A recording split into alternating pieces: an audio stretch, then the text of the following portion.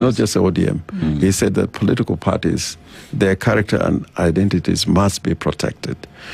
So if he says that, then there it is for ODM, that this is what the president is saying. He doesn't believe in political parties. I think President Ruto is cut from the same cloth like most of the original dictators in Africa. It's just that we have a good constitution. But left on his own without a document like the constitution we have, I think his tendencies and inclinations is to have an imperial type of presidency. So if ODM stays in bed with UDA, which is what is happening right now, you can call it whatever it is, but if it quacks like a duck, your guess is as good as mine. Now, if this happens and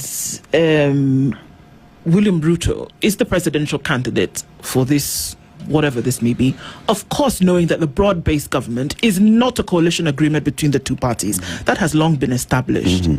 But if this were to happen, where the endorsement of current President William Ruto in 2027 then becomes almost like a coalition, what happens to folks who may want to vie for positions in the future whose creed then is in complete dissonance with the coalition? I think the choice will be made at the right time, but it is imminent that will happen.